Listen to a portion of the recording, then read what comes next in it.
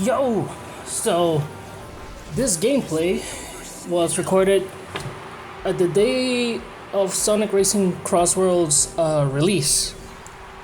Well, to me, it was released like around, I think it was around like 5 p.m. or something like that. Somewhere around that range. It's fun. It's a really fun game. I love arcade games, and this game is like crack. Like, it's addictive as hell. I started off this game playing as Silver, and then once I unlocked the Warhog, that's where I went from there. Sonic Unleashed is still one of my favorite 3D Sonic games. I still feel like no other 3D Sonic game has beaten it, in my opinion. I mean, there have been some good ones, but Sonic Unleashed is up there. But anywho, this game is really fun. I'm having a blast playing it. This footage, I was still feeling how the customization worked and all that kind of thing. So you're gonna see the first few races. I'm gonna suck a lot of butt. Like I'm gonna suck really bad. I think I already reached level 5 rivals. Of course, you can lower the difficulty level or put it higher if you want, but I want to progress naturally as I play along. And once I'm done with the single player content is when I'm gonna go online and, you know, do the online ranks so I can reach legend rank. And I want to do content around that. So, but first I'm gonna try to complete everything the single player has to offer before I do that. I know some people are already playing online, they're already around B rank and all that kind of thing. But I want to enjoy the single player content first. There is a couple of things for completion. Other than the red rings, which is something I've been trying to like get out of the way first. There's also the time trials, which there is an A rank, and of course getting them all to A rank is the 100% completion. But there's also an S rank, which is where things get a little tougher, And I also want to do those. I probably do the time trials in my spare time though. I'm not gonna record those, because I feel like time trials are more like the training room of kart racers, and I know some people might enjoy watching those. I don't know, some people enjoy watching those. I'm not that type to record that kind of stuff. Because I treat time trials in a racing game like the training room or the combo trials in a fighting game. It's one of those things where like it's more of a me time, But anyways, so far, when it comes to the pros, the card customization is really cool. The gadget system is really fun. There's so many gadget combos you can go for that, there's no real wrong answer, You'll see later on in this video, which I didn't even realize this is, I edited this down, by the way. This is like, this is almost like 50 something minutes long. It's almost an hour. I'm sorry. This was meant to be shorter, but later on, I deal with the gadget system later on and get something done. Right now, outside of this recording, I have a new gadget loadout and new cart and all that kind of stuff. Well, not really new. You'll see at the end of it. Don't worry. But I made a whole build that's more combat focused.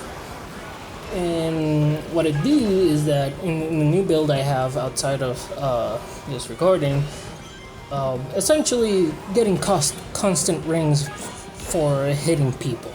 Like you bash into them with your car, you get rings. If you hit them with offensive items, you get rings. That kind of thing, right? So you're always kept up in rings while aggressively trying to bash people out of the way and stuff. That's kind of like the build I'm running with right now. I know focusing on speed and acceleration is kind of it, but so far that's the kind of build that's working for me for now. And I really thought silver was gonna be my main, but I think the Warhawk potentially will be my main because it's just fun. I didn't realize I was gonna like power type characters all that much, but I like them. They're cool. You don't really lose rings when hitting yourself against, you know, the walls of the track and stuff, so it's kind of cool. I don't know what those power type characters do. I don't know if there's anything else, the typing effects per se. I'll have to look it up maybe some other time. I don't want to be all that sweaty yet, you know.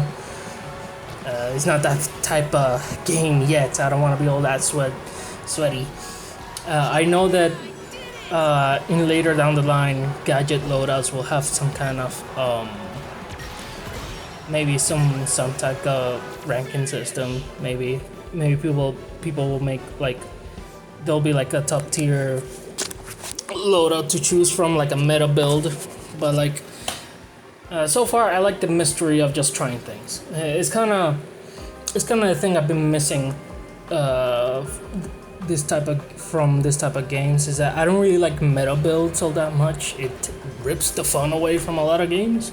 So I like how everybody's still like in the phase of mystery of like choosing what build goes better with what character, how to build your card for this type of purposes, that kind of thing, right? So far the card type build by the end of this video is mostly aesthetic, honestly. I didn't even look at the stats of what changed and whatnot. I just made my build based off my feels and vibes, and made my new card based on vibes as well. I didn't really think of stats all that much to begin with. And yeah, and so far I'm just gonna focus on the red rings before I focus on getting all the I guess I'll be getting all the rivals if they're like on the way, you know. If I can win, I win. If I don't, I don't, you know. I know in this video though, I did try my best against some of these, because some of these rivals, they get difficult. Like they get really difficult. Mario Kart, there's a secret rival system as well, where depending on the character you picked, you get a certain rival character. Like, for example, if you pick Yoshi, your rival will be Donkey Kong, right? In this game, the rival system, how it works is that you actually get to pick your rival, which will be basically a menace throughout the track. And they can go up in difficulty as well, which it's challenging, but it's a lot of fun. I enjoy it regardless. It does get a little frustrating when you're like in the last stretch and you get hit by like 7 items at once. But to be fair, that's kind of like the chaos you're kind of looking for when it comes to a mascot kart racer, you know. It's the norm, essentially.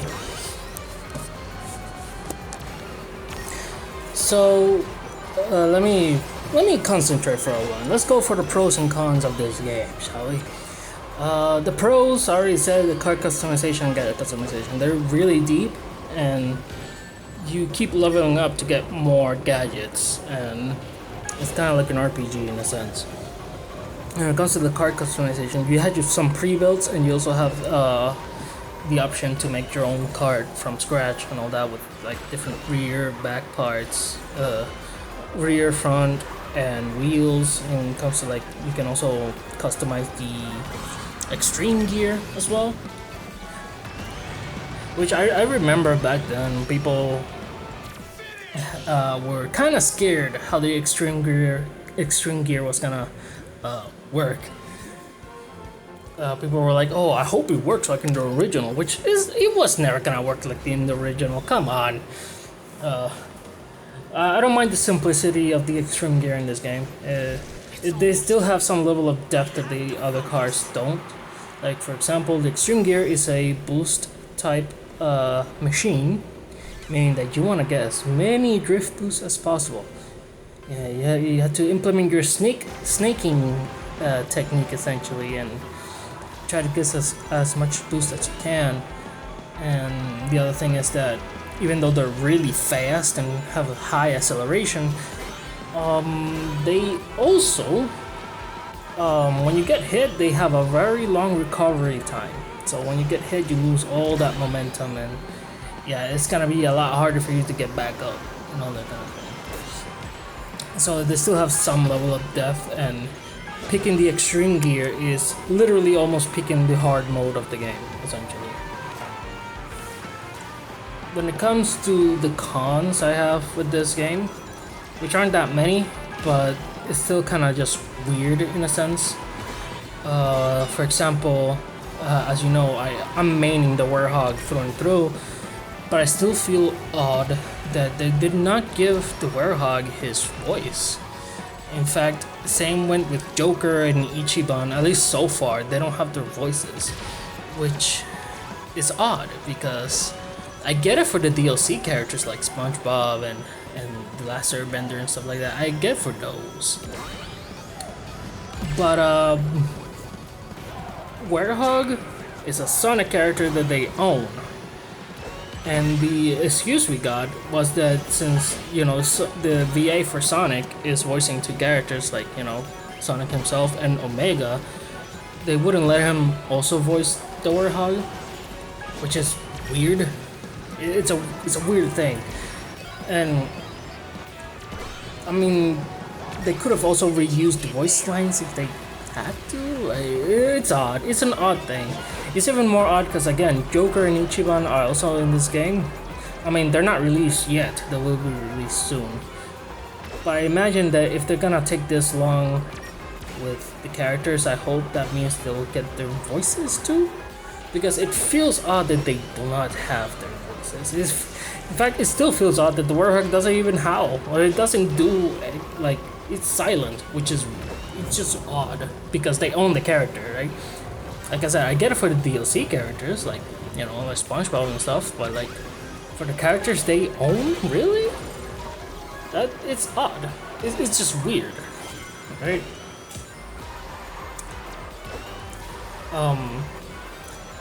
I do feel kind of iffy about the price. I mean, for one, I did feel like it was worth it because we have a long stretch of content coming up, and the game released with a whole bunch of stuff to do regardless. Apart from the red rings and the time trials, you also have the, of course, beating all the rivals, and you also have the events where you had to beat the rival teams essentially. And there's also leveling up your friendship mirror with some of these characters, which actually nets you certain rewards like their cybernetic skins and all that kind of stuff. So there's also that. Like there's a lot of content as is right now. Like there's a lot to do, especially the time trials, because the time trials aren't just the main courses. You also need to time trial the Crossworld courses as well. So it's a lot. It's a lot of content to go through. You can easily spend maybe 40 some odd hours trying to 100% literally everything the game has to offer before DLC even comes. That is if you play this every day. I know for a fact I won't be able to play this every day because life, I guess. But I wish I could because this game is absolutely fun. I haven't had this much fun in a kart racer since Mario Kart 8. And let me tell you, Mario Kart World is fine, but compared to Sonic Crossworlds, in my opinion, Sonic Crossworlds is just better. And if we're gonna put comparisons together, Mario Kart 8 is still better than Mario Kart World. That's my opinion, though. Is that that's my opinion because I like my kart races to be very arcadey, and I feel like Mario Kart World was stretching itself to the platforming elements of it too much, in my opinion. Like maybe having more of a like maybe having get inspiration from Crash Team Racing a little bit, like because Crash Team Racing does have some platforming, but it's still an arcadey kart racer at heart in a way. But comparisons aside, Mario Kart World is Mario Kart, Jesus Christ, Sonic Crossworlds is really fun. In fact, speaking of Crash Team Racing, it kind of reminds me of that too, cause you get that boost meter when you start drifting. You get different levels, and Crash Team Racing you get something similar to that too. I think you get the exact same thing. It's really fun. So I'm gonna let the rest of the video play out. I was gonna put some mini clips here and there, but I have other things to do right now, so I barely have time for this. Next time I upload something Sonic Crossworlds related, I'll be uploading online matches. We'll be doing online matches. I wanna reach legend rank, and maybe on my own time I'll try to do try to reach at least top 5 on time trials. Maybe at least top 5. I put a pin on that because I know people are already going really hard on the time trials, and holy shit, I don't know if I can compete against that. So I at least want to reach top 5 in time trials. But yeah, definitely next time I upload a video about this, I'm definitely gonna go for online and try to reach legend. See if you to see what you even get for reaching legend as well, because I'm curious about that. Oh yeah, the other thing, Supersonic not playable for online, which is, fine. I'm fine with that. Some people were a little disappointed. I'm fine with Supersonic not being playable online. In fact, if anything, Supersonic is perfect for grinding for these games' currency tickets.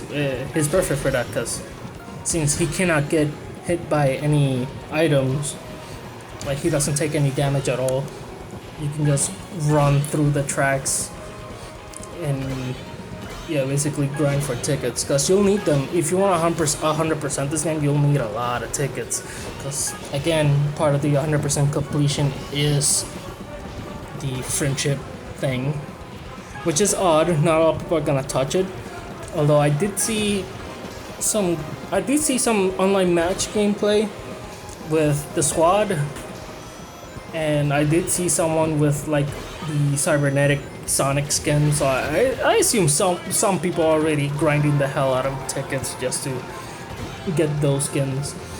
I really hope there's more skins though. Not as DLC, of course, but at least as an update as we like unlock the friendship meter more and more and stuff like that, or at least as challenge rewards, because I know there's challenges in this game as well. Like I said, there's a lot to do in this game. The single player content alone, there's a lot to do in this game. So yeah, I'm gonna leave this here, and you enjoy my very shitty gameplay, and next time I'll come back, I guess.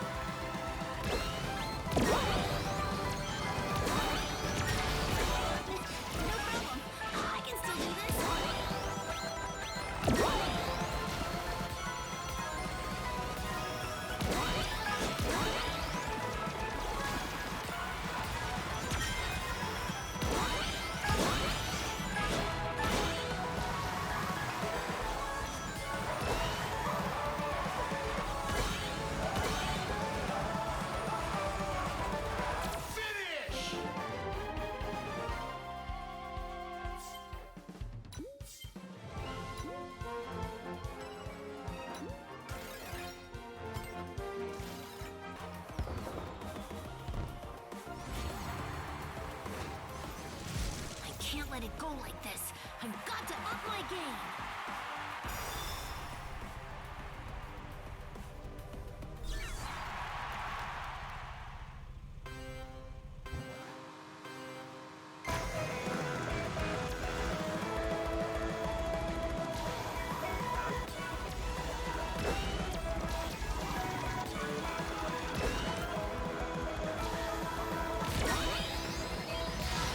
No problem. I can still do this.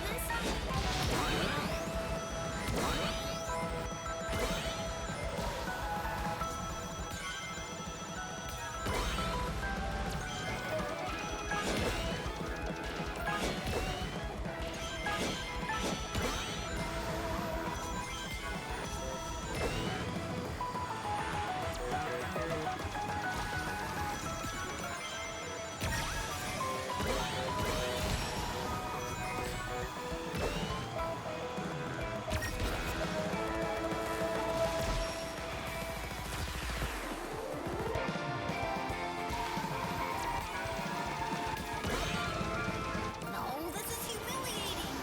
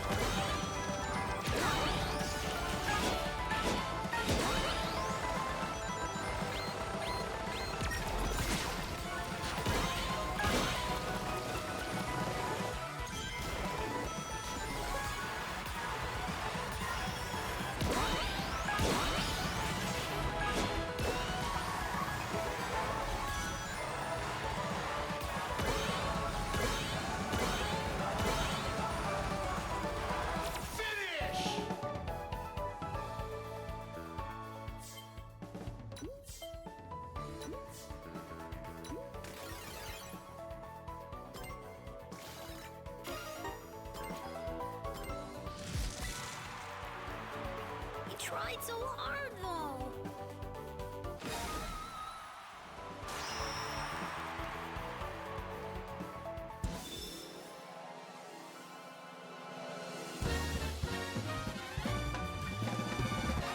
Congratulations!